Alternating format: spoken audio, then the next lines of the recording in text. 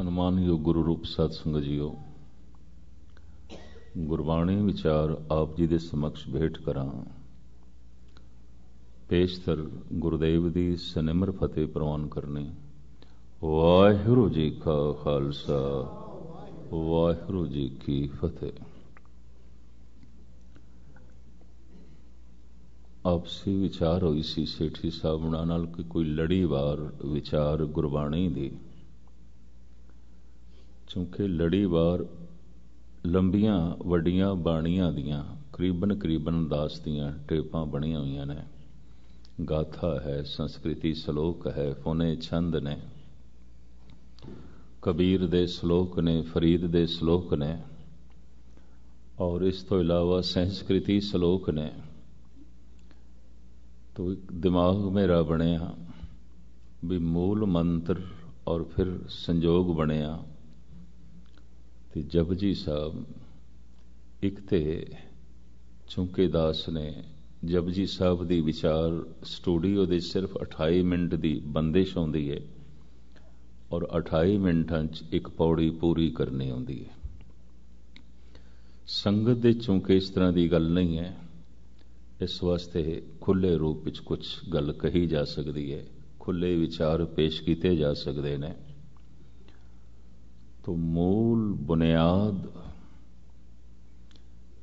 ऐसे भी कुछ महापुरुषों के मंत्र होंदे ने। मंत्र कहते ने बोल नो, पंजाबी च असीं कहते हैं वाक, बोलना। संस्कृत दे कहते ने मंत्र, फलाने दा मंत्र है। मंत्र दे अखरी अर्थ ही ने फलाने दा बोल है, होर मंत्र दे अर्थ नहीं ने कुछ। गुरु मंत्र, गुरु दा बोल, गुरु दा वाक, गुरु दी आवाज, अर्थ यही बनते ने मंत्र दे।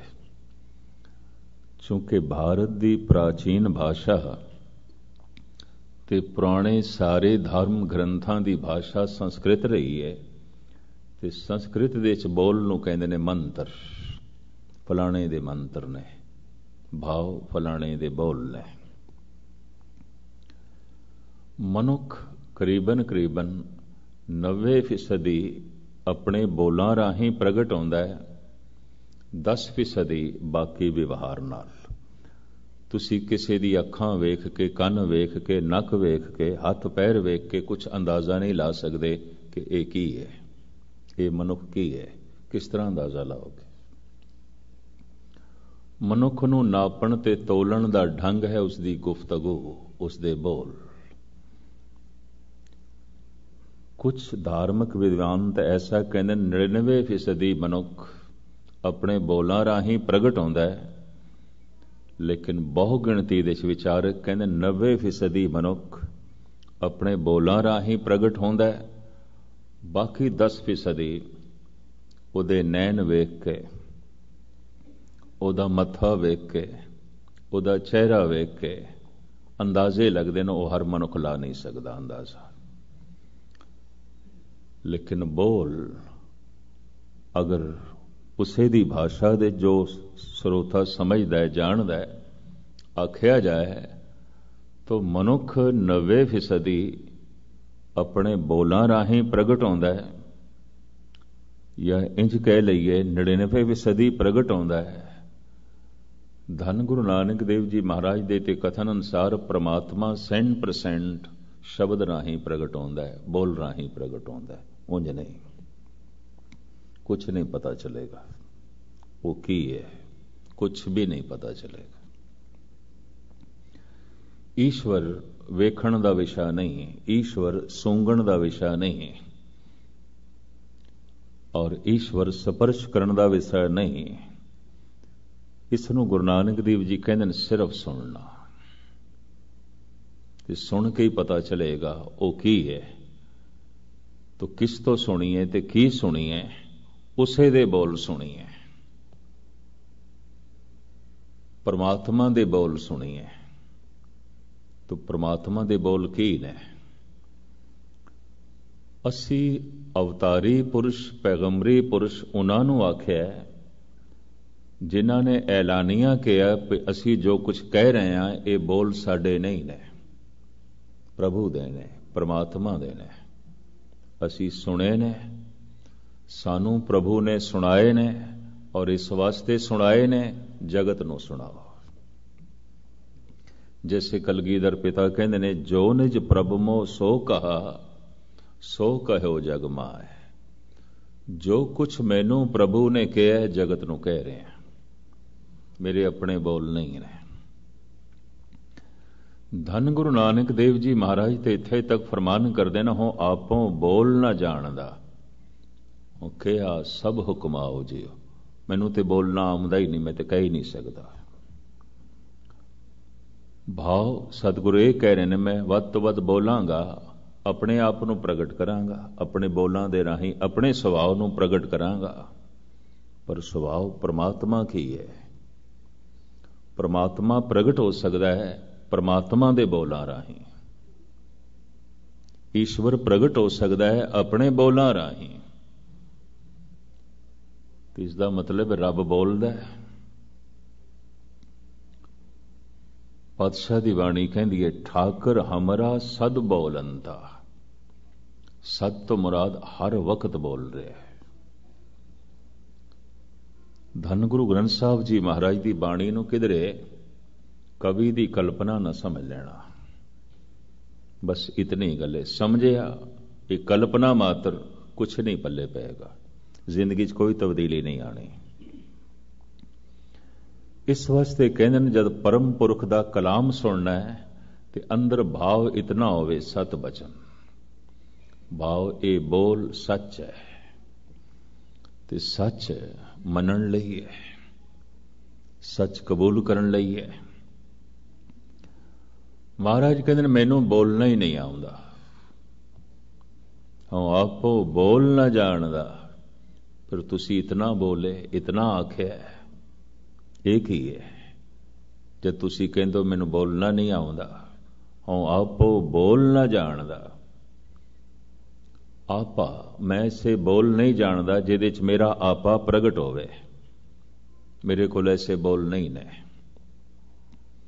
ਜੋ ਕੁਛ ਆਖਿਆ ਬੋਲ ਹੀ ਮੇਰੇ ਨਹੀਂ ਨੇ। ਉਹ ਕਿਹਾ ਸਭ ਹੁਕਮ ਆਓ ਜੀਓ, ਜੈਸੇ ਮੈਂ ਆਵੇ ਖਸਮ ਕੀ ਬਾਣੀ, ਤੈਸੜਾ ਕਰੀ ਗਿਆਨ ਵੇ ਲਾ ਲੋ। ਜੈਸੇ ਮਨੁੱਖ ਪ੍ਰਗਟ ਹੈ ਆਪਣੇ ਬੋਲ ਰਾਹੀਂ, ਬੋਲਤ ਹੀ ਪਹਿਚਾਨੀ ਹੈ ਸਾਧ ਅਸਾਧ ਕੋ ਥਾਟ। ਅੰਤਰ ਕੀ ਕਰਨੀ ਸਵੇ ਨਿਕਸੇ ਮੁਖ ਕੀ ਬਾਟ। 10-20 ਦਿਨ ਕਿਸੇ ਦੀ ਸੰਗਤ ਕਰੋ, ਉਹਦੀ ਗੁਫ਼ਤਗੂ, ਉਹਦੇ ਬੋਲ ਚਾਲ ਦੇ 'ਚ ਉਹ ਸਾਰੇ ਦਾ ਸਾਰਾ ਪ੍ਰਗਟ ਹੋ ਜਾਏਗਾ, ਨਹੀਂ ਛੁਪ ਕੇ ਰਹਿ ਸਕਦਾ। ਪੱਕੀ ਗੱਲ ਦੱਸਾਂ, ਉਹਦੀ ਅੱਖਾਂ ਨੂੰ ਵੇਖ ਕੇ ਕੁਛ ਨਹੀਂ ਪਤਾ ਚਲੇਗਾ ਕੀ ਹੈ, ਉਹਦਾ ਨੱਕ ਵੇਖ ਕੇ ਕੁਛ ਨਹੀਂ ਪਤਾ ਚਲੇਗਾ ਕੀ ਹੈ, ਉਹਦਾ ਮੂੰਹ ਮੱਥਾ ਵੇਖ ਕੇ ਕੁਛ ਨਹੀਂ ਪਤਾ ਚਲੇਗਾ ਕੀ ਹੈ। ਵੱਧ ਤੋਂ ਵੱਧ ਇਤਨੇ ਅੰਦਾਜ਼ੇ ਲੱਗ ਸਕਦੇ ਨੇ ਕਿ ਚਿਹਰਾ ਖੂਬਸੂਰਤ ਹੈ, ਬਦਸੂਰਤ ਹੈ, ਦਰਮਿਆਨ ਹੈ, ਬਸ ਇੰਨਾ ਕਹਿ ਦਿਆਂਗੇ। ਔਰ ਕੀ ਹੈ? ਚਿਹਰਾ ਪ੍ਰਭਾਵਸ਼ਾਲੀ ਹੈ, ਆਕਰਸ਼ਣ ਰੱਖਦਾ ਹੈ, ਇਸ ਤਰ੍ਹਾਂ ਦੀਆਂ ਕੁਝ ਗੱਲਾਂ ਕਰ ਰਹੇ ਹਾਂਗੇ। ਅਗਰ ਇਸ ਹਿਸਾਬ ਨਾਲ ਵੀ ਚਿਹਰਾ ਕਰੂਪ ਹੈ ਤਾਂ ਵਾਕਈ ਇਹ ਮਨੁੱਖ ਠੀਕ ਨਹੀਂ ਹੋਵੇਗਾ। ਤਾਂ ਦੁਨੀਆ ਦੇ ਬੇਸ਼ਤਰ ਸੰਤ ਮਹਾਂਪੁਰਸ਼, ਉਹਨਾਂ ਨੂੰ ਧਾਰਮਿਕ ਦੁਨੀਆ 'ਚੋਂ ਇੱਕ ਪਾਸੇ ਕਰਨਾ ਪਏਗਾ। ਭਾਰਤ ਦਾ ਪ੍ਰਾਚੀਨ ਸੰਤ ਰਿਸ਼ੀ ਵੇਦ ਵਿਆਸ, ਜਿਹਨੇ 4 ਵੇਦ ਲਿਖੇ, 6 ਸ਼ਾਸਤਰਾਂ ਦੇ ਚੋਂ ਵੇਦਾਂਤ ਸ਼ਾਸਤਰ ਦਾ ਰਚੇਤਾ ਵਿਆਸ ਹੈ। ਭਵਿਸ਼ ਪੁਰਾਣ ਲਿਖਿਆ, ਗੀਤਾ ਲਿਖੀ, ਮਹਾਭਾਰਤ ਲਿਖਿਆ, ਔਰ ਪੰਜਾਬ ਦਾ ਵਗਦਾ ਹੋਇਆ ਦਰਿਆ ਇੱਕ ਇਸੇ ਰਿਸ਼ੀ ਦੇ ਨਾਂ ਤੇ ਹੈ, ਵਿਆਸ। ਇਸੇ ਦੇ ਕੰਢੇ ਬੈਠ ਕੇ ਇਸਨੇ ਲਿਖੇ। ਉਸ ਜ਼ਮਾਨੇ ਦਾ ਸਭ ਤੋਂ ਕਰੂਪ ਬੰਦਾ, ਉਸ ਜ਼ਮਾਨੇ ਦਾ। ਅਗਰ ਇਸ ਦੇ ਚਿਹਰੇ ਤੋਂ ਅੰਦਾਜ਼ਾ ਲਗਾਈਏ ਤੇ ਕੁਛ ਵੀ ਨਹੀਂ, ਪਰ ਇਹਦੇ ਬੋਲਾਂ ਨੂੰ ਸੁਣੀਏ ਤੇ ਬੜੀ ਗੱਲ ਹੈਰਾਨਗੀ ਹੁੰਦੀ ਹੈ। ਇਸ ਕਰੂਪ ਤਨ ਦੇ ਚੋਂ, ਇਸ ਕਰੂਪ ਮੂੰਹ ਮੱਥੇ ਦੇ ਚੋਂ ਇਤਨਾ ਸੁਹੱਪਣ ਨਿਕਲਿਆ, ਇਤਨੀ ਸੁੰਦਰਤਾ ਨਿਕਲੀ ਹੈ, ਇਤਨਾ ਜਮਾਲ ਨਿਕਲਿਆ, ਇਤਨਾ ਕਮਾਲ ਨਿਕਲਿਆ। ਕਹਿੰਦੇ ਨੇ ਜਨਕ ਦਾ ਗੁਰੂ ਅਸ਼ਟਾਵਕਰ, अपने जमाने का सब तो करूप बंदा। अगर बाहरों ही अंदाजा लाना है तो कह सकते हैं तो कुछ भी नहीं। हाँ, बच्चे अंदाजा ला सकते हैं। कहते हैं अष्टावक्र बाहर निकलता सी, बच्चे पत्थर मारते सन उसको, बच्चे पागल पागल करके कहते सन। लत्तां टेढ़ियां, बावां टेढ़ियां, गर्दन टेढ़ी, कमर टेढ़ी, हर अंग टेढ़ा, अष्टवक्र 8 थावां तो टेढ़ा सी। यकीन जानो, मनुख ना अपनी नक राही प्रगट आउंदा है, ना अपने अखां राही प्रगट आउंदा है, ना अपनी नेत्रां राही प्रगट आउंदा है, ना हथ पैरां राही। मनुख दा अंतਿਸ਼ਕਰਨ प्रगट आउंदा है उसदे बोलां तो। बोलत ही पहचानी है साध असाध को थात। इन्हां बोलां दे च दुख है, इन्हां बोलां दे च प्रसन्नता है, इन्हां बोलां दे च मूर्खता है, इन्हां बोलां दे च ज्ञान है, इन्हां बोलां दे च नफरत है, इन्हां बोलां दे च प्रेम है, इस बोल दे च वितकरा है, इस बोल दे च समदृष्टि है। बोल बहुत कुछ दसदे ने, बोलों तो बहुत कुछ पता चलता है। मनुख 99% सहमत हाँ मैं प्राचीन सनातनी ऋषियां नाल कि 99% मनुख अपने बोलों राही प्रगट है। अज दे आचार्य कहते ने घट तो घट 90% मनुख अपने बोलों राही प्रगट होंदा है। 10% बाकी अंदाजा कोई सियाणे ला सकते हैं, कोई विरले। नेत्र वेख के, इस दे मस्तक दे हाव भाव वेख के, पर यह हर बंदे दी खेड नहीं आती। जैसे हर मनुख साइंटिस्ट नहीं आता तो पदार्थ के गहरे तल दे च नहीं जाता, हर मनुख कोई संगीतकार भी नहीं है कि सुरां दी गहराई चला जाए। हर मनुख चित्रकार भी नहीं आता कि रंगां दी बारीकी नूं समझ जाए। यकीन जानो, एक दरख्त सानू हरा दिखाई देता है, पर एक चित्रकार नूं उसे एक दरख्त दे पता नहीं कितने रंग दिखाई दे रहे हैं। उंज मैनू नहीं पता चलना सी। एक कवि है अक्सर दास दे नाल इंडिया दे भरमण करता है, कवि रोशन करके, प्यारा सिंह रोशन। और चित्रकार भी बड़ा गजब दा है। गुरु नानक देव जी महाराज, गुरु गोबिंद सिंह जी दियां होर धार्मिक अस्थानां दियां बड़ियां सोहणियां सोहणियां तस्वीरां बनाईयां ने। एक दिन शौकीया तौर पर किधर मेरी तस्वीर बना के लिया। मैं कि तू तो बड़ा बाकमाल आर्टिस्ट है। अलवर के पहाड़ के कोल एक दरख्त उसनूं पसंद आ गया, कहता मैं इसकी तस्वीर बनानी है। तो मैं क्या ठीक है बना। कहता इत्थों रंग मिल जाणगे, मैं रंग नहीं ले आया अमृतसर तो। मैं रंग तैनू ले देने, हरा रंग तैनू चाहिए होना है। कहता नहीं गया नहीं जी, 10-15 रंग चाहिए ने। मैं दरख्त हरा है तो दरख्त की तस्वीर बनानी है ना, तो दरख्त का चित्र बनाना है। कहता नहीं, दरख्त दे सैकड़े रंग ने, सैकड़े रंग ने। मैं हैरान होया, दरख्त दे सैकड़े रंग, सारे पत्ते हरे ने, सारे तो हरा ही है। कहता नहीं, इन्हां हरे पत्तियां दे भी सैकड़े तरह का हरा रंग है, मैनू देने पैणगे, एक रंग नाल गल नहीं बनेगी। तो एक चित्रकार जितना रंगां दी गहराई च जांदा है, आम मनुख नहीं जा सकता। आम मनुख ने तो दिसेगा दरख्त हरा है, पर यकीन जानो किथे गहरा हरा है, किधरे फिक्का हरा है, किधरे कुछ थोड़ा जिहा जर्दी मायल है। ये बहुत सारे रंग इक्को ही दरख्त दे एक चित्रकार नूं दिखाई दे सकते हैं, दूसरे नूं नहीं। तो जैसे हर मनुख कोई चित्रकार नहीं आउंदा, हर मनुख संग तराश नहीं आउंदा, हर मनुख संगीतकार नहीं आउंदा, हर मनुख दार्शनिक नहीं आउंदा, हर मनुख साइंटिस्ट नहीं आउंदा। हर मनुख का सिर्फ मूँह मत्था वेख के कुछ नहीं अंदाजा ला सकता। अगर अंदाजा लांदा है तो करीबन गलत आउंदे ने अक्सर लोगों के, क्योंकि मनुख प्रगट होंदा है अपने बोलां राही। प्राचीन ऋषि मुनियां दे कथन अनुसार 99%, अज दे धार्मिक आचार्य कहते हैं 90% मनुख अपने बोलां राही प्रगट होंदा है। ਤੇ ਧੰਨ ਗੁਰੂ ਨਾਨਕ ਦੇਵ ਜੀ ਮਹਾਰਾਜ ਕਹਿੰਦੇ ਨੇ ਪ੍ਰਮਾਤਮਾ ਤੇ ਸ਼ਬਦ ਰਾਹੀਂ ਪ੍ਰਗਟ ਹੁੰਦਾ, ਪੂਰੇ ਦਾ ਪੂਰਾ ਬੋਲਾਂ ਰਾਹੀਂ ਪ੍ਰਗਟ ਹੁੰਦਾ। ਤੇ ਜੇ ਬੋਲਾਂ ਰਾਹੀਂ ਪ੍ਰਗਟ ਆਉਂਦਾ ਹੈ ਤਾਂ ਬੋਲ ਕਿਹੜੇ ਨੇ? ਠਾਕੁਰ ਹਮਰਾ ਸਦ ਬੋਲੰਥਾ, ਕਦੀ ਚੁੱਪ ਨਹੀਂ ਕਰਦਾ। ਥੋੜਾ ਜਿਹਾ ਮੈਂ ਅਰਜ਼ ਕਰਦੇ ਹਾਂ, ਈਸ਼ਵਰ ਇੱਕ ਵਿਆਪਕ ਸ਼ਕਤੀ ਹੈ, ਸਤਾ ਹੈ। ਅਗਰ ਉਹ ਵਿਆਪਕ ਹੈ ਤਾਂ ਫਿਰ ਉਸ ਦਾ ਵੇਖਣਾ ਵਿਆਪਕ ਹੈ। ਇਹ ਨਹੀਂ ਕਿ ਗੁਰਦੁਆਰੇ 'ਚ ਵੇਖਦਾ ਤੇ ਮਸਜਿਦ ਦੇ 'ਚ ਨਹੀਂ ਦੇਖਦਾ, ਮਸਜਿਦ ਦੇ 'ਚ ਦੇਖਦਾ ਤੇ ਮੰਦਰ ਦੇ 'ਚ ਨਹੀਂ ਦੇਖਦਾ, ਮੰਦਰ ਦੇ 'ਚ ਦੇਖਦਾ ਤੇ ਬਾਜ਼ਾਰ ਦੇ 'ਚ ਨਹੀਂ ਦੇਖਦਾ, ਜਾਂ ਬਾਜ਼ਾਰ ਦੇ 'ਚ ਦੇਖਦਾ ਤੇ ਘਰ ਬਾਹਰ ਦੇ 'ਚ ਨਹੀਂ ਦੇਖਦਾ। ਵਿਆਪਕ ਹੈ, ਉਸ ਦਾ ਵੇਖਣਾ ਵਿਆਪਕ ਹੈ। ਉਹਦੀ ਨਜ਼ਰਾਂ ਦੇ ਥੱਲੇ ਸਭ ਕੁਝ ਹੈ। ਪੇਖਤ ਸੁਨਤ ਸਦਾ ਹੈ ਸੰਗੇ।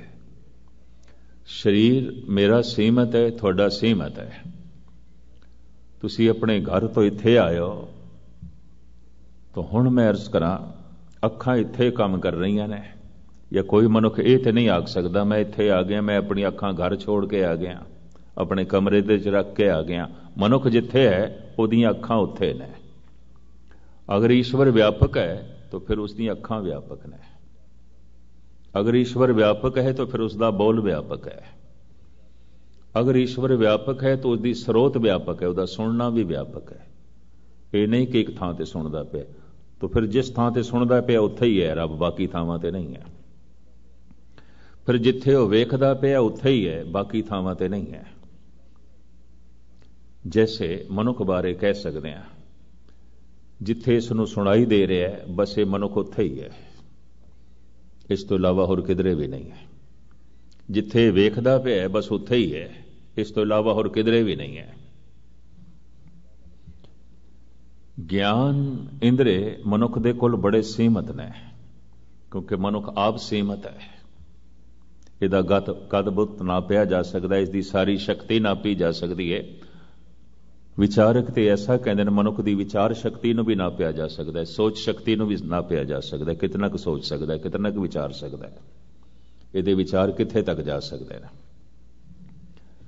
ਆਖਿਰ ਮਨੁੱਖ ਥੱਕਦਾ ਹੈ, ਟੁੱਟਦਾ ਹੈ। ਇੱਕ ਸਾਇੰਟਿਸਟ ਵੀ ਖੋਜ ਕਰ ਕਰਕੇ ਥੱਕਦਾ ਹੈ, ਤੇ ਥਕਾਵਟ ਇਸ ਗੱਲ ਦਾ ਸਬੂਤ ਹੈ ਹੁਣ ਮੈਂ ਅੱਗੇ ਕੰਮ ਨਹੀਂ ਕਰ ਸਕਦਾ, ਨਹੀਂ ਸੋਚ ਸਕਦਾ, ਇਸ ਤੋਂ ਅੱਗੇ ਮੇਰੀ ਸੋਚਣੀ ਨਹੀਂ ਜਾਂਦੀ। ਬ੍ਰਹਮੇ ਨੇ ਹੱਟ ਕੀਤਾ ਕਿ ਜੋ ਕੁਝ ਵੀ ਜਗਤ ਦੇ ਚ ਹੈ ਈਸ਼ਵਰ ਤੋਂ ਪ੍ਰਗਟ ਹੋਇਆ, ਮੈਂ ਸਭ ਕੁਝ ਲਿਖਤ ਦੇ ਚ ਲਿਆਣਾ ਹੈ। ਔਰ ਸਭ ਕੁਝ ਜਗਤ ਦਾ ਹੀ ਰੂਪ ਨਹੀਂ ਬਿਆਨਮੈ ਕਰਨਾ, ਜਿੱਥੋਂ ਜਗਤ ਆਇਆ ਹੈ ਉਹ ਵੀ ਸਾਰੇ ਦਾ ਸਾਰਾ ਮੈਂ ਲਿਖਣਾ ਹੈ, ਆਪਣੀ ਲੇਖਣੀ ਚ ਲੈਣਾ ਹੈ, ਆਪਣੇ ਬੋਲਾਂ ਚ ਲੈਣਾ ਹੈ, ਆਪਣੀ ਲਿਖਤ ਦੇ ਚ ਲੈਣਾ ਹੈ। ਕਹਿੰਦੇ ਨੇ ਸਰੋਤਿਆਂ ਦੀ ਮਹਿਫਿਲ ਦੇ ਤੇ ਸਰੋਤੇ ਸਨ ਦੇਵਤੇ, ਦੇਵਤੇ ਤੋਂ ਮੁਰਾਦ ਗਿਆਨੀਆਂ ਦੀ ਮਹਿਫਿਲ ਸੀ। ਦੇਵਤਾ ਕਹਿੰਦੇ ਜਿੱਥੇ ਗਿਆਨ ਦਾ ਦੀਵਾ ਜਲ ਗਿਆ, ਤੇ ਇਹ ਗਿਆਨੀਆਂ 'ਚ ਕਥਾ ਕਰਦਾ ਸੀ, ਦੇਵਤਿਆਂ 'ਚ ਕਥਾ ਕਰਦਾ ਸੀ। ਔਰ ਇਸ ਦੀ ਇੱਕ ਹੱਟ ਸੀ, ਇਹਦੀ ਇੱਕ ਜ਼ਿੱਦ ਸੀ, ਜਿੱਥੇ ਕੋਈ ਸਰੋਤਾ ਨਹੀਂ ਮੈਂ ਉੱਥੇ ਨਹੀਂ ਬੋਲਣਾ। ਇੱਕ ਦਿਨ ਸ਼ਿਵ ਜੀ ਨੇ ਸਾਫ਼ ਕਹਿ ਦਿੱਤਾ ਸੀ, ਇਹ ਸਾਰੇ ਸਰੋਤੇ ਹੀ ਤੇ ਨੇ ਆਏ ਨੇ ਤੁਹਾਨੂੰ ਸੁਣਨ ਲਈ। ਕਹਿਣ ਨਹੀਂ, ਕੋਈ ਵੀ ਸਰੋਤਾ ਨਹੀਂ ਹੈ, ਸਭ ਦੀ ਆਪਣੀ ਆਪਣੀ ਕਾਮਨਾ ਹੈ, ਸਭ ਦੀ ਆਪਣੀ ਆਪਣੀ ਵਾਸ਼ਨਾ ਹੈ। ਹਰ ਮਨੁੱਖ ਆਪਣੀ ਕਾਮਨਾ ਨੂੰ ਸੁਣ ਰਿਹਾ ਹੈ, ਹਰ ਮਨੁੱਖ ਆਪਣੀ ਵਾਸ਼ਨਾ ਨੂੰ ਸੁਣ ਰਿਹਾ ਹੈ, ਹਰ ਮਨੁੱਖ ਆਪਣੀ ਸਮੱਸਿਆ 'ਚ ਉਲਝਿਆ ਹੋਇਆ ਹੈ। ਮੈਨੂੰ ਸਰੋਤੇ ਚਾਹੀਦੇ ਨੇ, ਔਰ ਸਰੋਤੇ ਤੁਸੀਂ ਦੋ, ਸ਼ਿਵ ਜੀ ਤੇ ਵਿਸ਼ਨੂੰ। ਇੱਕ ਸ਼ਿਵ ਪੁਰਾਣ ਦੀ ਕਥਾ ਹੈ, ਤੁਸੀਂ ਦੋ, ਤੇ ਦੋਹਾਂ ਨੂੰ ਸੁਣਾਉਣਾ ਮੈਂ ਮੁਨਾਸਬ ਨਹੀਂ ਸਮਝਦਾ, ਕਿਉਂਕਿ ਜੋ ਮੈਂ ਸੁਣਾਉਣਾ ਹੈ ਤੁਸੀਂ ਜਾਣਦੇ ਹੋ, ਫਿਜ਼ੂਲ ਵਕਤ ਜ਼ਾਇਆ ਕਰਨਾ। ਜੋ ਕੁਝ ਮੈਂ ਕਹਿਣਾ ਹੈ ਉਹ ਤੁਹਾਡੀ ਲੋੜ ਨਹੀਂ,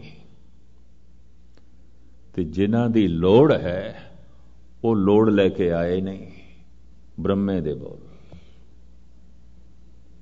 ਮੈਂ ਜੋ ਕੁਝ ਬੋਲਣਾ ਹੈ ਐ ਸ਼ਿਵ ਜੀ, ਇਹ ਤੁਹਾਡੀ ਲੋੜ ਨਹੀਂ ਹੈ, ਕਿਉਂਕਿ ਜੋ ਕੁਝ ਮੈਂ ਕਹਿਣਾ ਹੈ ਉਹ ਤੁਹਾਡੇ ਕੋਲ ਹੈ, ਜੋ ਕੁਝ ਮੈਂ ਕਹਿਣਾ ਹੈ ਉਹ ਵਿਸ਼ਨੂੰ ਕੋਲ ਹੈ। ਮੈਂ ਆਨੰਦ ਦੀ ਗੱਲ ਕਰਨੀ ਹੈ, ਪ੍ਰੇਮ ਦੀ ਗੱਲ ਕਰਨੀ ਹੈ, ਤੁਹਾਡੇ ਕੋਲ ਹੈ। मैं बैराग की गल करनी है, त्याग की गल करनी है, थोड़े कोल है। मैं सबर की गल करनी है, संतोख की गल करनी है, थोड़े कोल है। मैं शुद्ध हिरदे की गल करनी है, ज्ञान की गल करनी है, थोड़े कोल है। एवें मैं खप्पा फिजूल वक्त जाया करना, ਸਰੋਤੇ कोई नहीं। कहते सैकड़ों का इकट्ठ सी, ब्रह्मे ने जिद की नहीं ਸਰੋਤੇ आउणगे सुणावांगा। तो गाथा है देवतियां दी कथा करदा सी, भाव ज्ञानियां दी कथा करदा सी, जो ज्ञान नूं सुन सकदे सन, प्रेम नूं सुन सकदे सन। इतनी ताब सी उन्हां दे विच, इतनी हिम्मत सी उन्हां दे विच। इन्हां सारियां ਸਰੋਤਿਆਂ च एक दिन ब्रह्मा कहंदा है, मैं वो कुछ लिखना चाहना कि सब कुछ मेरी लेखनी च आ जाए। मैं वो कुछ कहना चाहना कि सब कुछ मेरे कहने च आ जाए। मेरे कहने तो बाहर कुछ भी ना होवे, मेरी लेखनी तो बाहर कुछ भी ना होवे। विष्णु ने कहा, ले मैं तेनू असीस देना कि तेनू सफलता मिले, मैं तेनू असीस देना।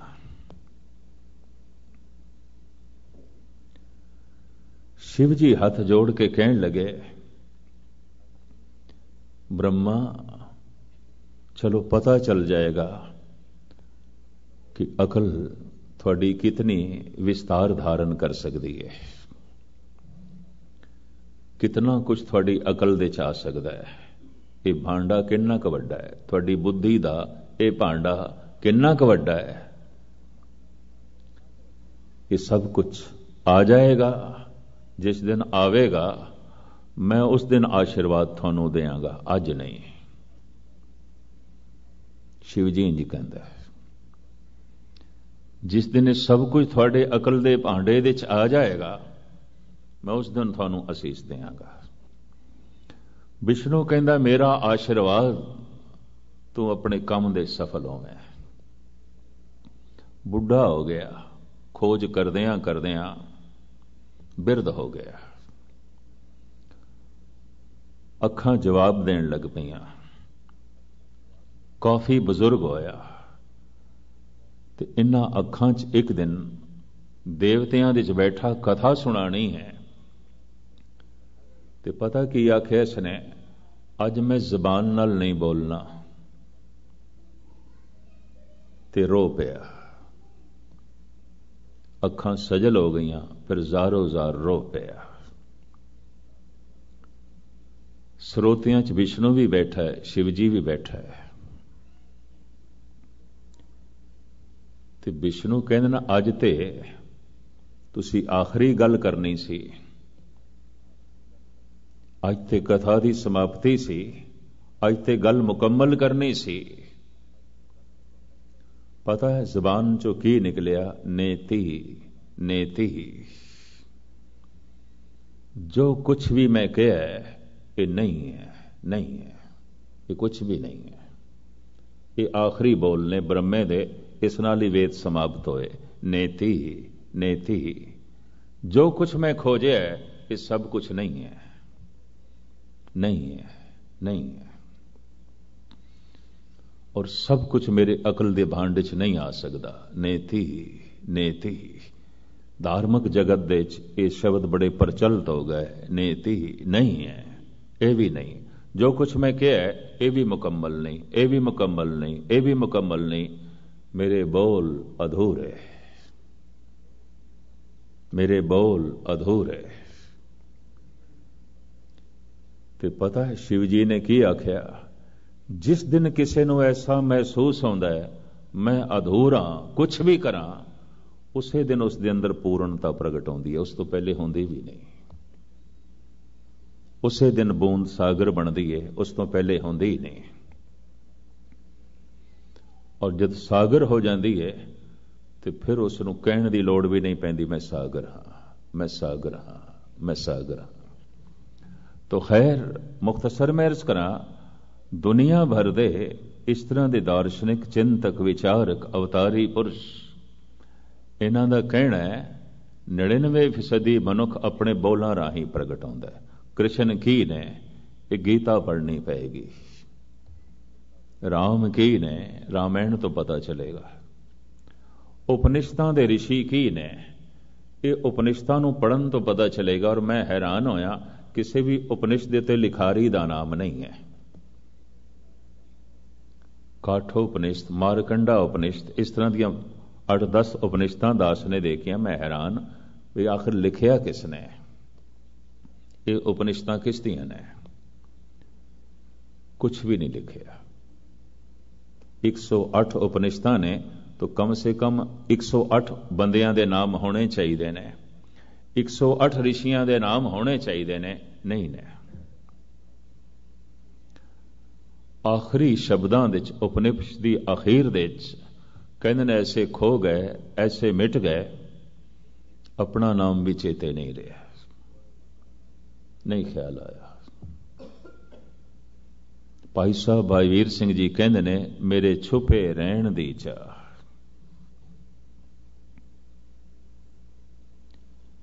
ਹੁਣ ਤੇ ਛੁਪ ਜਾਈਏ, ਉਹੀ ਪ੍ਰਗਟ ਹੋਵੇ, ਖਤਮ ਹੋ ਜਾਈਏ।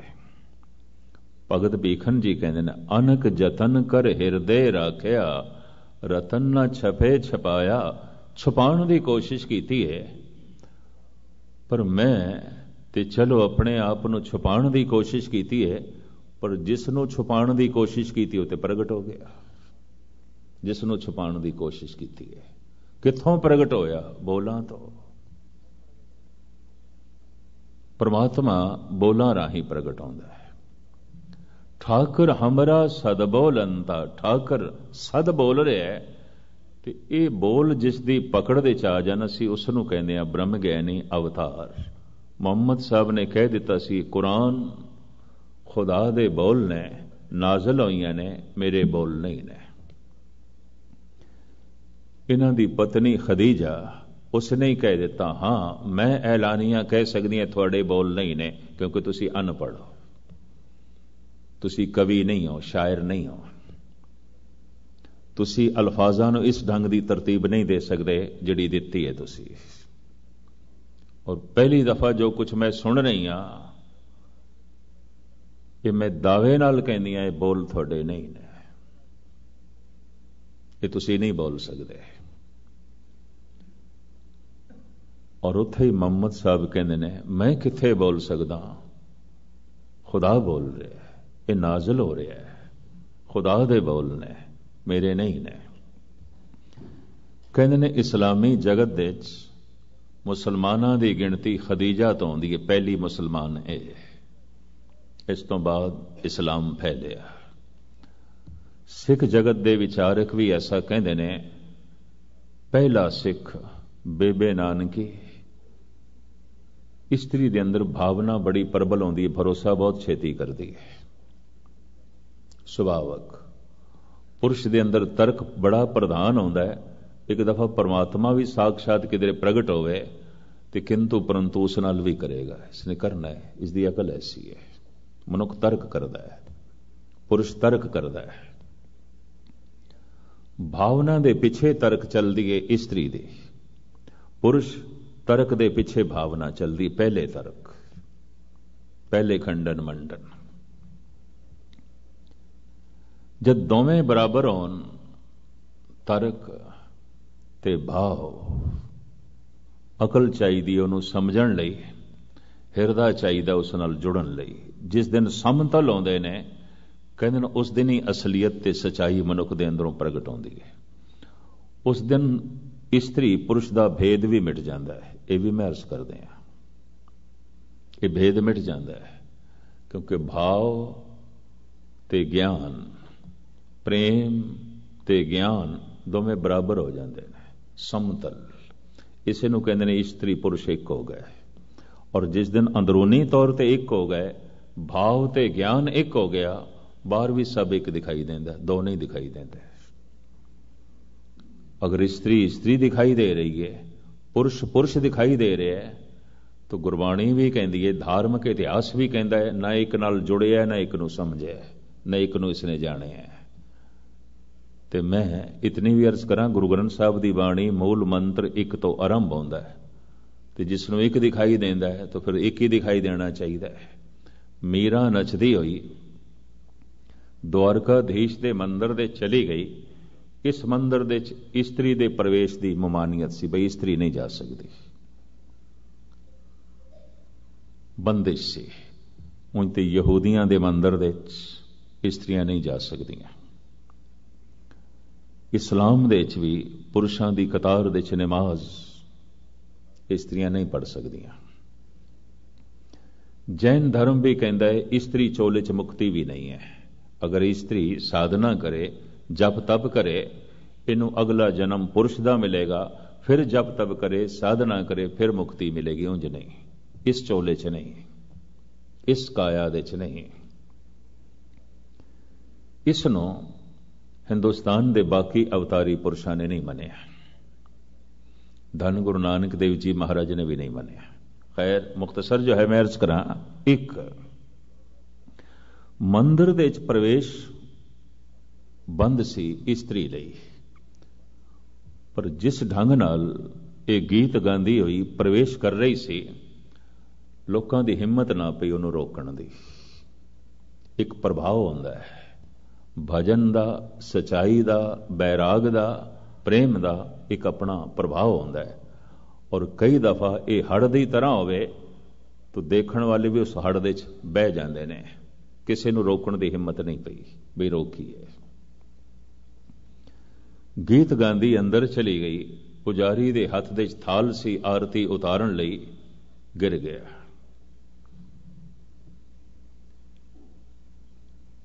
इस्त्री आ गई, एक इस्त्री आ गई, अछूत आ गई, शूदर आ गई, मंदिर भ्रष्ट कर देता। मीरा ने दो बोली सिर्फ कहने, पुजारी अजे इस्त्री इस्त्री दिखाई देंदी है, पुरुष पुरुष दिखाई देंदा है, एक कदों दिखाई देगा। ये मीरा दे बोल, अजे भेदभाव है, कदों तक ये आरती उतारदा रहेगा, कदों तक इस कर्म कांड दे फसिया रहेगा। एक नहीं, अजे भी एक दा बोध नहीं, अजे भी एक दी खबर नहीं। तो खैर इसनों विस्तार सहित बयान करने तो पहले मैं इतनी अर्ज कर दिया कि परमात्मा भी 100% अपने बोलों राही प्रगट है। किहड़े बोल? जो अवतारां दी पकड़ दे चाहे, भरोसा उत्थे करना पएगा। मुहम्मद कहंदे ने बोल मेरे नहीं ने, खुदा दे ने, नाजल होए ने। गुरु नानक कहंदे ने बोल मेरे नहीं ने, मैनू बोलना आउंदा ही नहीं, हूँ आपों बोल ना जानदा, हूँ कहा सब हुक्म आओ जियो।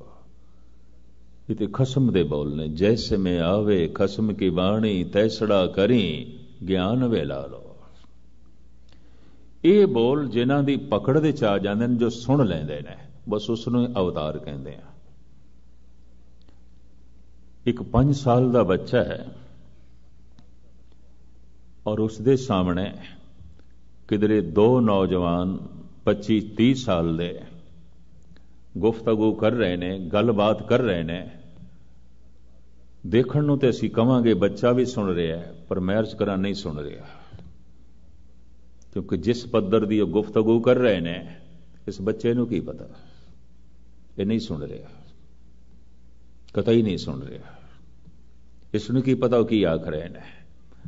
कहंदे ने एक बच्चे नूं कुछ भी नहीं पता जवानी की है, एक जवान नूं कुछ भी नहीं पता बुढ़ेपा की है, और एक बुढ़े नूं कुछ भी नहीं पता मौत की है। मर के ही पता चलता है मौत की है, इस तो पहले सिर्फ गल्लां ही गल्लां ने। बुढ़े होके ही पता चलता है कि वास्तविक बिरध अवस्था की है, जवान होके ही पता चलता है जवानी की है, इस तो पहले नहीं। ब्रह्म ज्ञानी बन के ही, भगत बन के ही पता चलता है भगवान की है, परमात्मा की है, ईश्वर की है, इस तो पहले नहीं पता चलता। कुछ भी बोध नहीं होता, कुछ भी पता नहीं चलता। तो एक बच्चा वाकई एक बजुर्ग नूं सुन रहा होवे, एक जवान नूं सुन रहा होवे, बस देखण मात्र सुन रहा है, नहीं सुन रहा। ਕਤਈ ਨਹੀਂ ਸੁਣ ਰਿਹਾ। ਜੋ ਪ੍ਰਮਾਤਮਾ ਨੂੰ ਸੁਣ ਲਵੇ ਉਹ ਅਵਤਾਰ ਹੈ, ਸਿੱਧਾ ਸੁਣ ਲਵੇ। ਤੇ ਜੋ ਅਵਤਾਰ ਦੇ ਰਾਹੀਂ ਪ੍ਰਮਾਤਮਾ ਦੇ ਬੋਲ ਸੁਣਨ ਦੇ ਸਮਰੱਥ ਹੋ ਜਾਏ, ਭਗਤ ਹੈ, ਬ੍ਰਹਮ ਗਿਆਨੀ ਹੈ, ਸੰਤ ਹੈ। ਮੈਂ ਲਫ਼ਜ਼ ਫਿਰ ਦੁਹਰਾਵਾਂ, ਜੋ ਸਿੱਧਾ ਪ੍ਰਮਾਤਮਾ ਨੂੰ ਸੁਣ ਸਕਦਾ ਹੈ। ਠਾਕਰ ਹਮਰਾ ਸਦ ਬੋਲੰਤਾ, ਹਰ ਵਕਤ ਬੋਲਦਾ ਪਿਆ, ਹਰ ਥਾਂ ਤੇ ਬੋਲਦਾ ਪਿਆ। ਅਸੀਂ ਸੁਣ ਰਹੇ ਹਾਂ, ਉਸ ਨੂੰ ਸੁਣ ਰਹੇ ਹਾਂ, ਉਹ ਹਰ ਵਕਤ ਬੋਲ ਰਿਹਾ ਹੈ। ਜੋ ਸਿੱਧਾ ਸੁਣ ਲੈਂਦਾ ਹੈ ਬਸ ਉਸੇ ਨੂੰ ਅਵਤਾਰ ਕਹਿੰਦੇ ਨੇ। ਔਰ ਜੋ ਅਵਤਾਰਾਂ ਦੇ ਰਾਹੀਂ ਪਰਮਾਤਮਾ ਦੇ ਬੋਲ ਸੁਣਨ ਦੇ ਸਫਲ ਹੋ ਜਾਏ, ਬਸ ਉਸੇ ਨੂੰ ਗੁਰਸਿੱਖ ਕਹਿੰਦੇ ਨੇ, ਬ੍ਰਹਮ ਗਿਆਨੀ ਕਹਿੰਦੇ ਨੇ, ਭਗਤ ਕਹਿੰਦੇ ਨੇ, ਸਾਧੂ ਕਹਿੰਦੇ ਨੇ, ਸੰਤ ਕਹਿੰਦੇ ਨੇ। ਤੇ ਕਿਸ ਨੇ ਗੁਰੂ ਦੇ ਰਾਹੀਂ ਜਾਣਿਆ ਤੇ ਸਮਝਿਆ ਤੇ ਜੁੜਿਆ, ਗੁਰੂ ਨੂੰ ਸੁਣਨਾ ਕਿਧਰੇ ਸੌਖੀ ਖੇਡ ਨਾ ਸਮਝ ਲੈਣੀ। ਕਦੀ ਕਦਾਈ ਕੋਈ ਇੱਕ ਅਦ ਸੁਣਦਾ। ਬਾਣੀ ਸੁਣਦੇ ਹਾਂ ਅਸੀਂ, ਗੁਸਤਾਖੀ ਮਾਫ, ਦੋ ਜਵਾਨਾਂ ਦੀ ਵਾਸ਼ਨਾ ਭਰੀ ਗੱਲ ਜੋ ਗੁਫ਼ਤਗੂ ਦੇ ਚੱਲ ਰਹੀ ਹੈ, ਇੱਕ 5 ਸਾਲ ਦਾ ਬੱਚਾ ਸੁਣ ਰਿਹਾ ਹੈ। ਕੀ ਸੁਣ ਰਿਹਾ ਹੈ? ਖਾਕ ਸੁਣ ਰਿਹਾ ਹੈ? ਕੁਝ ਵੀ ਨਹੀਂ ਸੁਣ ਰਿਹਾ। 4 ਬੁੱਢੇ ਬੈਠੇ ਨੇ, ਬਿਰਧ ਅਵਸਥਾ ਦੀਆਂ ਮਜਬੂਰੀਆਂ ਦਾ ਬਖਾਨ ਕਰ ਰਹੇ ਨੇ, ਜ਼ਿਕਰ ਕਰ ਰਹੇ ਨੇ। ਇਹ 4 ਜਵਾਨ ਕੀ ਸਮਝਣ, ਕੀ ਆਖ ਰਹੇ ਨੇ, ਕਿੱਥੋਂ ਦੀ ਗੱਲ ਕਰ ਰਹੇ ਨੇ, ਨਹੀਂ ਸੁਣ ਰਹੇ। ਅਗਰ ਕੋਈ ਬੱਚਾ ਜਵਾਨ ਨੂੰ ਸੁਣਨ ਦੇ ਸਫਲ ਹੋ ਜਾਏ, ਇਹ ਬੱਚਾ ਨਹੀਂ ਰਿਹਾ, ਇਹ ਮਹਾਨ ਹੈ ਅਕਲ ਦੇ ਤਲ ਤੇ। ਇਹ ਅਕਲ ਦੇ ਤਲ ਤੇ ਜਵਾਨ ਹੋ ਗਿਆ, ਭਾਵੇਂ ਸਰੀਰ ਦੇ ਤਲ ਤੇ ਨਹੀਂ ਹੋਇਆ। ਅਗਰ ਇੱਕ ਜਵਾਨ ਬੁੱਢੇ ਨੂੰ ਸੁਣਨ ਦੇ ਸਫਲ ਹੋ ਜਾਏ ਤਾਂ ਠੀਕ ਹੈ, ਸਰੀਰ ਭਾਵੇਂ ਇਸ ਦਾ ਬਜ਼ੁਰਗ ਨਹੀਂ ਹੋਇਆ, ਇਹਦੀ ਅਕਲ ਤੇ ਬਜ਼ੁਰਗ ਹੋ ਗਈ ਹੈ, ਮਹਾਨ ਹੋ ਗਈ ਹੈ। ਔਰ ਇੱਕ ਬੁੱਢਾ ਮੌਤ ਦੀ ਆਵਾਜ਼ ਸੁਣ ਲਵੇ, ਲੋਕ ਤੇ ਮਰਦੇ ਦਮ ਤੱਕ ਵੀ ਮੌਤ ਦੀ ਆਵਾਜ਼ ਨਹੀਂ ਸੁਣਦੇ। ਮੌਤ ਬੂਹੇ ਤੇ ਖੜੀ ਹੈ, ਖਟਖਟਾ ਰਹੀ ਹੈ, ਬੋਲ ਰਹੀ ਹੈ, ਤਾਂ ਵੀ ਨਹੀਂ ਜੋ ਹੈ ਸੁਣਦੇ ਉਸ ਨੂੰ। ਬਲਕਿ ਇੱਕ ਆਲਮ ਦਾ ਕਹਿਣਾ ਹੈ ਸੰਗੇ ਮਜ਼ਾਰ ਪਰ ਵੀ ਤੇਰਾ ਨਾਮ ਹੈ ਰਵਾਂ, ਮਰ ਕਰ ਵੀ ਉਮੀਦ ਜ਼ਿੰਦਗਾਨੀ ਨਾ ਗਈ। ਕਹਿੰਦਾ ਹੱਦ ਹੋ ਗਈ, ਤੇਰੀ ਕਬਰ ਦੇ ਉੱਤੇ ਵੀ ਜ਼ਿੰਦਗੀ ਦੇ ਬੋਲ, ਜੀਵਨ ਦੇ ਬੋਲ, ਜਨਮ ਦੇ ਬੋਲ। ਮਰ ਕੇ ਵੀ ਤੈਨੂੰ ਮੌਤ ਨਹੀਂ ਦਿਖਾਈ ਦਿੱਤੀ। ਤੂੰ ਕਬਰ ਤੇ ਆਪਣੀ ਵਲਦੀਅਤ ਲਿਖੀ, ਆਪਣੀ ਜ਼ਾਤ ਪਾਤ ਲਿਖੀ, ਆਪਣਾ ਨਾਮ ਧਾਮ ਲਿਖਿਆ, ਤੇਰੇ ਗੁਣ ਲਿਖੇ ਹੋਏ ਨੇ ਕਬਰਾਂ ਦੇ ਤੇ। ਮੁਸਲਮਾਨ ਲਿਖਾਂਦੇ ਨੇ, ਈਸਾਈਆਂ ਦੀ ਕਬਰਾਂ ਤੇ ਵੀ ਮੈਂ ਦੇਖੇ ਨੇ। ਇਹ ਲੰਡਨ ਦੇ ਗੁਰਦੁਆਰਾ ਸਾਊਥ ਹਾਲ ਦੇ ਸਾਹਮਣੇ ਕਬਰਿਸਤਾਨ ਹੈ ਬਹੁਤ ਵੱਡਾ। ਤੇ ਸਵੇਰੇ ਸ਼ਾਮ ਥੋੜੀ ਜਿਹੀ ਮੈਨੂੰ ਟਹਿਲਣ ਦੀ ਆਦਤ ਹੈ, ਉੱਥੇ ਹੋਰ ਕੋਈ ਜਗ੍ਹਾ ਹੈ ਨਹੀਂ, ਮੈਂ ਕਬਰਿਸਤਾਨ ਵਿੱਚ ਚਲਾ ਜਾਂਦਾ। ਅੰਦਰ ਸੜਕ ਬਣੀ ਹੋਈ ਸੋਹਣੀ ਜਿਹਾ, 2-3 ਚੱਕਰ ਲਾਏ, ਮੀਲ 2 ਮੀਲ ਹੋ ਜਾਂਦਾ ਹੈ।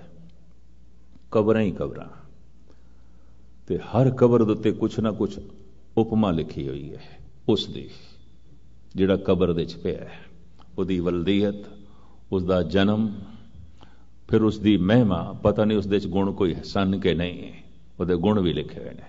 ਮੈਂ ਦੇਖਦਾ ਇੱਕ ਪਿੰਡ ਦੇ ਵਿੱਚ ਇੱਕ ਬੰਦੇ ਨੂੰ ਸਾਰੇ ਹੀ ਭੰਡਦੇ ਨੇ, ਪਰ ਜਿਸ ਦਿਨ ਮਰ ਜਾਏ ਫਿਰ ਸਾਰੇ ਹੀ ਉਪਮਾ ਕਰਦੇ ਨੇ। ਹੈਰਾਨਗੀ ਹੋ ਜਾਂਦੀ ਹੈ, ਮੁਰਦੇ ਚ ਖੂਬੀਆਂ ਦਿਖਾਈ ਦੇਣ ਲੱਗ ਪੈਂਦੀਆਂ ਨੇ, ਜਿਉਂਦੇ ਜਾਗਦੇ ਚ ਨਹੀਂ। ਇਹ ਆਲਮ ਕਹਿੰਦਾ ਹੈ ਸੰਗੇ ਮਜ਼ਾਰ ਪਰ ਵੀ ਤੇਰਾ ਨਾਮ ਹੈ ਰਵਾਂ, ਮਰ ਕਰ ਵੀ ਉਮੀਦ ਜ਼ਿੰਦਗਾਨੀ ਨਾ ਗਈ। ਮਰ ਕੇ ਵੀ ਤੂੰ ਨਹੀਂ ਮਰਿਆ, ਤੇਰੀ ਵਲਦੀਅਤ ਲਿਖੀ ਹੈ, ਤੇਰੀ ਜ਼ਾਤ ਪਾਤ ਲਿਖੀ ਹੈ, ਤੇਰੀ ਗੋਤ ਲਿਖੀ ਹੈ, ਤੇਰੇ ਗੁਣ ਲਿਖੇ ਹੋਏ, ਤੇਰੀ ਸਿਫਤੋ ਸਲਾਹ ਲਿਖੀ ਹੋਈ ਹੈ, ਤੇਰਾ ਜਨਮ ਦਾ ਠਿਕਾਣਾ ਲਿਖਿਆ ਹੋਇਆ। ਹੈਰਾਨਗੀ ਦੀ ਗੱਲ, ਮਰ ਕੇ ਵੀ ਤੂੰ ਨਹੀਂ ਮਰਿਆ। ਪਰ ਜੇ ਕਿਸੇ ਬੱਚੇ ਨੂੰ ਮੌਤ ਦਿਖਾਈ ਦੇ ਜਾਏ तो ये बच्चा ब्रह्म ज्ञानी है, ये बच्चा संत है। बच्चे ਨੂੰ ਤੇ ਜਵਾਨੀ ਵੀ ਨਹੀਂ ਦਿਖਾਈ ਦੇ ਸਕਦੀ, ਤੇ ਜਵਾਨ ਦੇ ਬੋਲ ਵੀ ਨਹੀਂ ਸੁਣ ਸਕਦਾ। ਮੌਤ ਦੇ ਬੋਲ ਸੁਣ ਲਏ ਇਸਨੇ, ਮੌਤ ਨੂੰ ਸੁਣ ਲਿਆ, ਬੜੀ ਵੱਡੀ ਗੱਲ ਹੈ।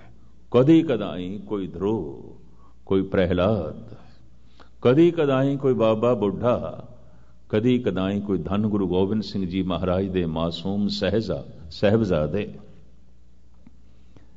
ते कदी कदाई वक्त दा एक अवतारी पुरुष धन गुरु हरकृष्ण जी महाराज। कमाल दी गल, उम्र ते कुछ भी नहीं, 5.5 साल दी उम्र।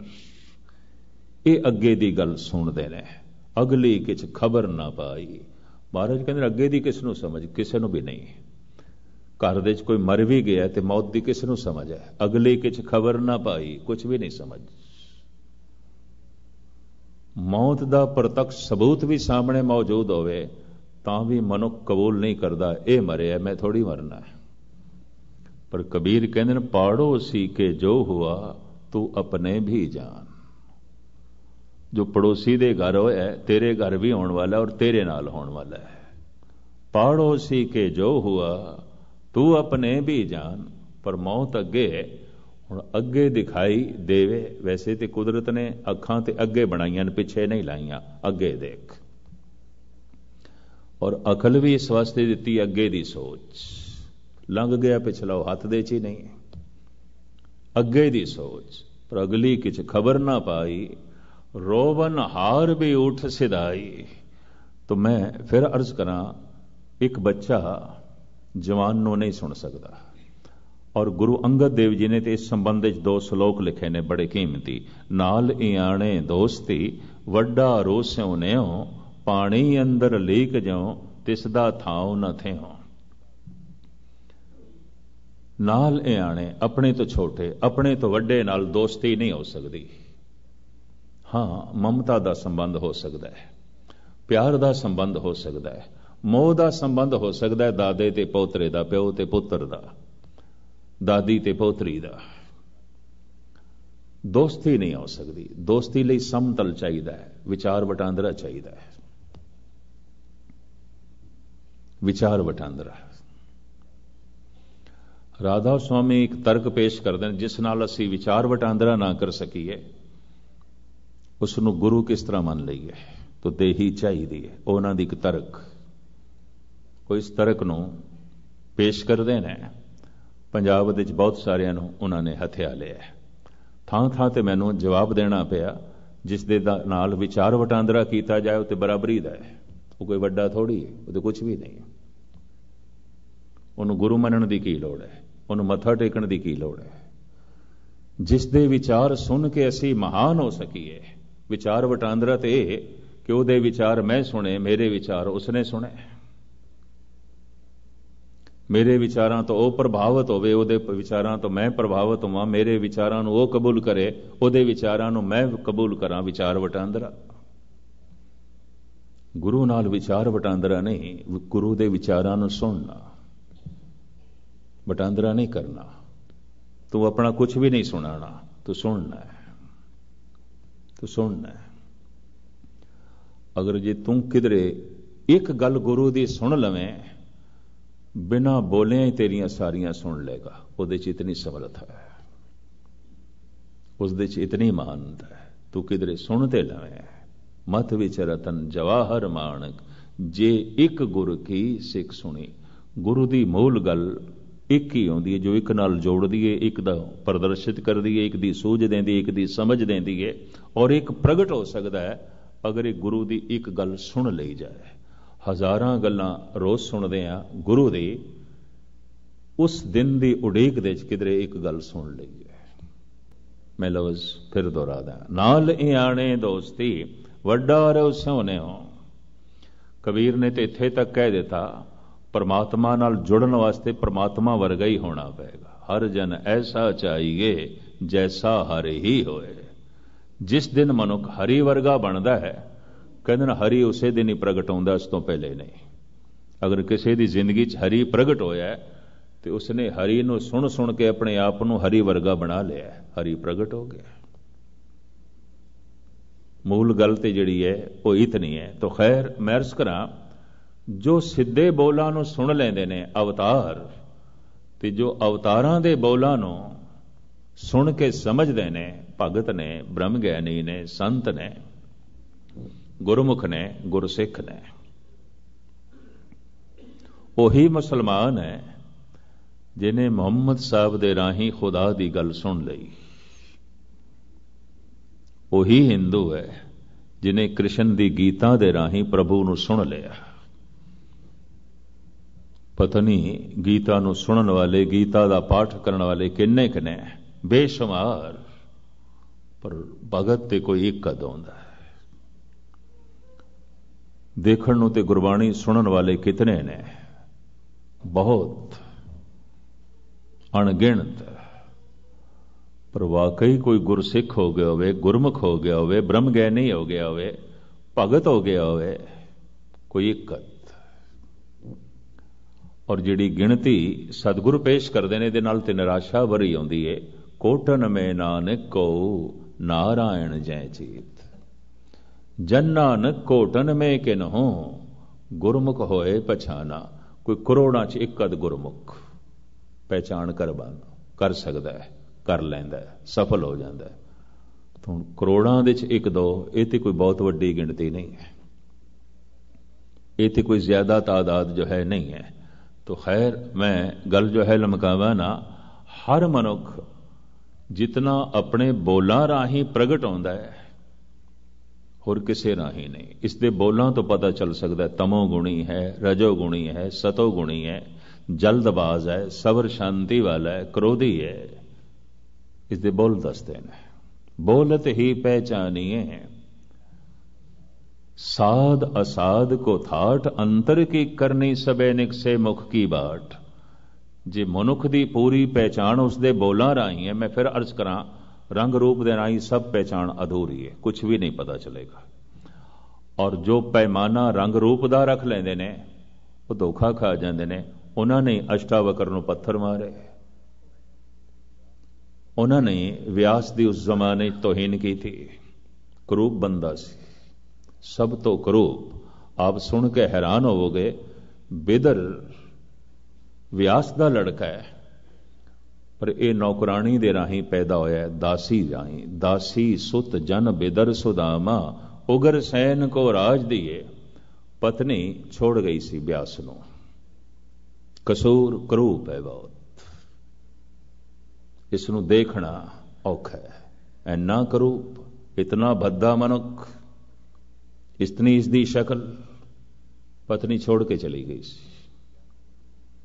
ये दासी की कुख तो पैदा होया है बिदर। इस वास्ते बिदर नूं शूदर कहंदे सन। दासी का लड़का है, गोली का लड़का है, नौकरानी का लड़का है, दासी सुत। गुरु ग्रंथ साहब जी महाराज दे ये प्रमाण मिलता है। दासी सुत जन बिदर सुदामा, उगन सैन को राज दिए। पर इस बिदर नूं कृष्ण ने गल नाल लाया। एक ऋषि दे घर ऋषि आया। अक्सर ऐसा होता है। कृष्ण ने गलवकड़ी च लिया। जब हस्तिनापुर पहुंचे तो नाल दे एहलकार श्री कृष्ण नूं कहंदे ने, भगवान उतारा किथे करना है? असी दुर्योधन नूं इतला कर दिती है, एक राजे दा, राजे दे घर ठहरना ठीक होंदा है। एक राजा राजे दे घर ही ठहरे, और एक राजे लई एक राजा ही इंतजाम कर सकता, दूसरा नहीं। थोड़े नाल लाओ लश्कर है, तुसी हो। तो दुर्योधन नूं इतला कर दी गई है। आप दे रहन बहन दा उन्होंने पूरा इंतजाम किया है। कृष्ण कहन लगे, आपां बिदर दे घर जावांगे, इतना इंतजाम नहीं है उत्थे। थोड़े नाल इतना लाओ लश्कर दा इंतजाम असी खुद करांगे। असी ठहरांगे बिदर दे घर। हैरानगी। और स्वागत लई दुर्योधन खड़ा रहा, उड़ीकदा रहा। बूहे थे, महलों के बूहे थे, नहीं पहुंचे। तो कन्ना दे जद खबर पहुंची तो बिदर दे घर चले गए, तो फैसला किया रात भी उत्थे ही कटनी है। तो खिमा करनी, सवेरे ये बड़ा रुखा बोले है दुर्योधन कृष्ण नूं। भाई गुरदास ने लिखे, आया सुनिया बिदर दे, बोले दुर्योधन होए रुखा। बहुत रुखा बोलता है। राजा होके भी ग्वाले का ग्वाला रहे, तू गुजर का गुजर रहे हैं। साडे नौकर दे घर ठहरे हैं, नौकर है बेदर साडा। साडे राज सभा दे दीवान है, सलाह मशवरा देने वाला, सलाहकार रखे सी। मुलाजम है साडा, मुलाजम दे घर रहे राजे होके। तो कृष्ण का जो जवाब है वह भगत कबीर ने अपनी बाणी च कलमबंद किया है। गुरु ग्रंथ साहब जी महाराज दे दर्ज है, राजन कौन तुम्हारे आवे, ऐसो भाव बिदर को देखो, ओ गरीब मोए भावे। ऐ राजन तेरे घर कौन आवे, कौन ठहरे तेरे घर। राजन कौन तुम्हारे आवे, ऐसो भाव बिदर को देखो, ओ गरीब मोए भावे। वो गरीब मैनू बहुत चंगा लगता है, परमात्मा की भावना है उसके अंदर। दुर्योधन कहता है इत्थे असीं इतने पकवान बनाए थोड़े खाण लई, ते थोड़े मनोरंजन लई नर्तकियां बुलाईयां, राग रंग की महफिल सज सके, चोटी दे संगीतकार बुलाए। उस गोले दे घर खाण नूं की मिलिया होवेगा। तो कृष्ण ने जो कुछ कहा, कबीर कलम बंद कर देने, खीर समान साग में पाया, गुण गावत रैन बिहाने। तेरे घर राग रंग दे रात बतीत होनी सी, उत्थे असी सारी रात हरि दा कीर्तन करते रहे मिल के, गुण गावत रैन बिहाने। तेरे घर की फिजा ऐसी नहीं सी कि मैं सारी रात गीत गा सका प्रभु दे। तेरे घर का माहौल ऐसा नहीं सी कि मैं सारी रात बंदगी कर सका। गुण गावत रैन बिहाने। शायद तेरे 36 प्रकार के पकवाना दे भी वो स्वाद ना आउंदा जो अलूणे साग दे मैनू मिले, जो बिदर ने बनाया सी, बिदर की घरवाली ने बनाया। खीर समान साग में पाया, गुण गावत रैन बिहानी। कबीर को ठाकुर आनंद विनोदी, जात न काहूं कि मानी। हालांकि अछूत सी, शूदर सी, दासी दा लड़का होने दे नाते, लेकिन हिरदे दे तल ते, ज्ञान दे तल ते उच्ची ऐसी हस्ती कृष्ण दा तालमेल बैठे। दुर्योधन नहीं सुन सके, कृष्ण नूं सुन सके। 17 दिन समझाते रहे कृष्ण, रब्बी बोल रखते रहे उसके सामने, परमात्मा दे बोल रखते रहे, और कृष्ण बार बार दावा कहते सन, रब्बी सिद्धांत यही है, ईश्वरी सिद्धांत यही है जो मैं कह रहा।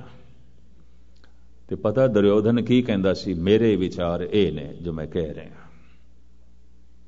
मैं 5 सूइयां जितनी भी जगह नहीं देनी, तुसी 5 पिंड की गल करते हो। तो कृष्ण कहते जो मैं कह रहा ये ईश्वरी सिद्धांत है, ईश्वरी सच्चाई है, कबूल कर ले। तो दुर्योधन कह रहा जो मैं कह रहा ये मेरे नापे तोले विचार ने, तुसी मन लो, तुसी कबूल करो। अगर दुर्योधन दे विचार कृष्ण कबूल कर लैन तो मैं 2 शब्द कह दिया, कृष्ण भी दुर्योधन वर्गे ने, फिर कुछ भी नहीं ने। गुरु साडे विचार सुन लवे तो फिर पूजन की की लोड़ है। गुरु नूं सुनना है, सुनाना नहीं है। अगर गुरु नूं कोई एक दफा सुन लवे, बिना बोलिया ही गुरु सारे सुन लेंदा है। बिन बोलिया सब किस जानदा, ते हकीकत है। और कई दफा बहुता बोलना भी झक मार नहीं आउंदा, बहुता बोलन झखण होए, विण बोले जाने सब सोए। तो खैर मुख्तसर में अर्ज करा, परमात्मा सदा बोल रहे है, ठाकर हमरा सद बोलंता, सदा बोल रहे है। वो जो सदा बोल रहे है, जद कदी ये बोल किसी की पकड़ दे आ जाते ने तो वो जगत नूं सुणांदा है, बस ओही पुरुष अवतार ने, गुरु ने, पैगंबर ने। सीधे सुन लिया, परमात्मा नूं सीधा ही सुन लिया। तो जो गुरु पैगंबरां दे राही, अवतारां दे राही सुन के निरंकार नाल जुड़दे ने, भगत ने, संत ने, ब्रह्म ज्ञानी ने। अवतार ते ब्रह्म ज्ञानी च बस इतना ही अंतर है। जुड़दे हो भी परमात्मा नाल ने, ईश्वर नाल है। आनंद उन्हां कोल भी उही हो जाता है, पर उन्हां दे विचोले अवतार ने, विचोले गुरु ने। ਉਹਨਾਂ ਦੇ ਰਾਹੀਂ ਉਹ ਪ੍ਰਭੂ ਨਾਲ ਜੁੜ ਗਏ, ਆਪਣੇ ਆਪ ਨੂੰ ਪ੍ਰਭੂ ਵਰਗਾ ਬਣਾ ਸਕੇ। ਤੋ ਗੁਰੂ ਨਾਨਕ ਦੇ ਕੰਠ ਤੋਂ ਮੰਤਰ ਨਿਕਲੇ, ਮੰਤਰ ਬੋਲ, ਗੁਰੂ ਮੰਤਰ, ਗੁਰੂ ਦੇ ਬੋਲ, ਔਰ ਉਹ ਬੋਲ ਜੋ ਖਸਮ ਦੇ ਬੋਲ ਨੇ, ਪ੍ਰਭੂ ਦੇ ਬੋਲ ਨੇ। ਤੇ ਜਿਹੜਾ ਪਹਿਲਾ ਬੋਲ ਨਿਕਲਿਆ ਉਹਨੂੰ ਸਿੱਖ ਜਗਤ ਦੇ ਵਿੱਚ ਕਹਿੰਦੇ ਨੇ ਮੂਲ ਮੰਤਰ, ਬੁਨਿਆਦੀ ਮੰਤਰ, ਪਹਿਲਾ ਮੰਤਰ। ਇਸ ਮੂਲ ਮੰਤਰ ਦੀ ਵਿਆਖਿਆ ਮੈਂ ਕੱਲ ਤੋਂ ਤੁਹਾਡੇ ਸਾਹਮਣੇ ਲੜੀਵਾਰ ਆਰੰਭ ਕਰਾਂਗਾ। ਲੇਟ ਤੁਹਾਨੂੰ ਨਹੀਂ ਕਰਨਾ, ਤੁਸੀਂ ਦੂਰ ਦੂਰ ਤੋਂ ਆਉਂਦੇ ਹੋ ਤੇ ਫਿਰ ਵਾਪਸ ਜਾਣਾ ਹੁੰਦਾ, ਲੰਗਰ ਵੀ ਜੋ ਹੈ ਛਕਣਾ ਹੁੰਦਾ ਆਪਣੇ, ਅਰਦਾਸ ਦੇ ਵਿੱਚ ਵੀ ਸ਼ਾਮਲ ਹੋਣਾ ਹੈ। ਤਾਂ ਮੈਂ ਲੇਟ ਨਾ ਕਰਾਂ ਆਪ ਨੂੰ। ਮੂਲ ਮੰਤਰ, ਮੂਲ ਵਿਚਾਰ, ਪਹਿਲੀ ਗੱਲ ਜੋ ਗੁਰੂ ਨਾਨਕ ਨੇ ਸੁਣੀ, ਜੋ ਗੁਰੂ ਨਾਨਕ ਦੀ ਪਕੜ ਦੇ ਵਿੱਚ ਆਈ, ਔਰ ਉਸ ਨੂੰ ਬਾਰ-ਬਾਰ ਗੁਰੂ ਗ੍ਰੰਥ ਸਾਹਿਬ ਦੇ ਵਿੱਚ ਦਰਜ ਕਰਨਾ ਪਿਆ। ਬਾਰ-ਬਾਰ ਜਿੱਥੇ ਨਵਾਂ ਰਾਗ ਸ਼ੁਰੂ ਹੋਵੇ, ਨਵਾਂ ਸ਼ਬਦ ਸ਼ੁਰੂ ਹੋਵੇ, ਕੋਈ ਨਵੀਂ ਗੱਲ ਸ਼ੁਰੂ ਹੋਵੇ, ਇਹ ਮੂਲ ਮੰਤਰ ਮੌਜੂਦ ਹੈ। ਇਹ ਜੋ ਸਭ ਤੋਂ ਪਹਿਲੇ ਪਕੜ ਦੇ ਚ ਆਇਆ ਹੈ ਗੁਰੂ ਨਾਨਕ ਦੇ, ਇਹਨੂੰ ਕਹਿੰਦੇ ਨੇ ਸਿੱਖ ਜਗਤ ਦੇ ਚ ਮੂਲ ਮੰਤਰ, ਬੁਨਿਆਦੀ ਮੰਤਰ, ਬੁਨਿਆਦੀ ਬੋਲ, ਜੋ ਗੁਰੂ ਨਾਨਕ ਦੀ ਪਕੜ ਦੇ ਚ ਆਇਆ। ਤੇ ਮੈਂ ਫਿਰ ਅਰਜ਼ ਕਰਾਂ, ਬੋਲ ਸਾਰੇ ਹੀ ਪਰਮਾਤਮਾ ਦੇ, ਈਸ਼ਵਰ ਦੇ। ਤੁਛ ਬੁੱਧੀ ਅਨੁਸਾਰ ਇਹਨਾਂ ਦੀ ਵਿਆਖਿਆ ਆਪ ਜੀ ਦੇ ਸਾਹਮਣੇ ਕੱਲ ਤੋਂ ਰੱਖਣ ਦੀ ਇੱਕ ਨਿਮਾਣੀ ਕੋਸ਼ਿਸ਼ ਕਰਾਂਗੇ। ਲੜੀਵਾਰ 2 ਹਫ਼ਤੇ ਮੈਂ ਤੁਹਾਡੇ ਚਰਨ ਪਰਸੇ ਨੇ। ਉਮੀਦ ਹੈ ਆਪ ਸਮਾਂ ਕੱਢ ਕੇ, ਕਿਉਂਕਿ ਸਮੇਂ ਦਾ ਦਾਨ ਕੀਤੇ ਬਿਨਾਂ ਗੱਲ ਬਣਦੀ ਨਹੀਂ। ਸਭ ਤੋਂ ਵੱਡਾ ਦਾਨ ਅੱਜ ਦੇ ਯੁੱਗ 'ਚ, ਖਾਸ ਕਰਕੇ ਇਹਨਾਂ ਦੇਸ਼ਾਂ 'ਚ, ਤੇ ਸਮੇਂ ਦਾ ਦਾਨ ਸਭ ਤੋਂ ਵੱਡਾ ਦਾਨ ਹੈ, ਵਕਤ ਦਾ ਦਾਨ। ਮੈਂ ਦੇਖਿਆ ਬਹੁਤ ਸਾਰੇ ਧਨ ਕੱਢ ਸਕਦੇ ਨੇ, ਸਮਾਂ ਨਹੀਂ ਕੱਢ ਸਕਦੇ। ਬਹੁਤ ਸਾਰੇ ਅੰਨ ਪਾਣੀ ਕੱਢ ਸਕਦੇ ਨੇ, ਸਮਾਂ ਨਹੀਂ ਕੱਢ ਸਕਦੇ। ਭੇਜ ਦਿੱਤਾ ਰਾਸ਼ਨ ਪਾਣੀ ਲੰਗਰ ਲਈ। ਕਈ ਅਖੰਡ ਪਾਠ ਰਖਾ ਸਕਦੇ ਨੇ, ਦਾਨ ਦੇ ਸਕਦੇ ਨੇ, ਸਮਾਂ ਨਹੀਂ ਕੱਢ ਸਕਦੇ। ਮੁਖਵਾਕ ਸੁਣਨ ਲਈ ਵੀ ਫੋਨ ਤੇ ਪੁੱਛਦੇ ਨੇ, ਵਾਕ ਕੀ ਆਇਆ ਸੀ ਜੀ, ਰੱਖ ਦਿੱਤਾ ਅਖੰਡ ਪਾਠ ਕੇ ਨਹੀਂ। ਤੇ ਸਮਾਂ ਦਾਨ ਕੀਤੇ ਬਿਨਾਂ ਤੇ ਗੱਲ ਨਹੀਂ ਬਣੇਗੀ। ਵਕਤ ਦਾਨ ਕਰਨਾ, ਤਾਂ ਥੋੜਾ ਜਿਹਾ ਆਪ ਵਕਤ ਦਾਨ ਕਰਨਾ। ਤੁਹਾਡਾ ਸਮਾਂ ਬਹੁਤਾ ਨਹੀਂ ਲਿਆ ਕਰਾਂਗੇ, ਘੰਟਾ ਕਮ ਸੇ ਕਮ 24 ਘੰਟਿਆਂ 'ਚ 1 ਘੰਟਾ ਵੀ ਗੁਰੂ ਨੂੰ ਨਾ ਦੇ ਸਕੀਏ, ਫਿਰ ਤੇ ਸਮੇਂ ਦੇ ਪ੍ਰਤੀ ਅਸੀਂ ਬਹੁਤ ਸ਼ੋਮ, ਇੰਜ ਕਹਿਣਾ ਪਏਗਾ, ਬਹੁਤ ਵੱਡੇ ਸ਼ੋਮ। तो आपने समाधान करना है ताकि दास तुच्छ बुद्धि अनुसार आपनो गुरु दे मंत्र सरवण करा सके। भुल चुक दी क्षमा। वाहिगुरु जी का खालसा, वाहिगुरु जी की फतेह।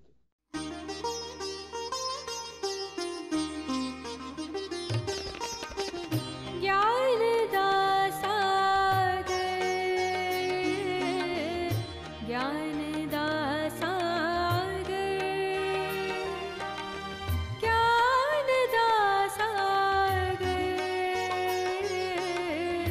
ज्ञान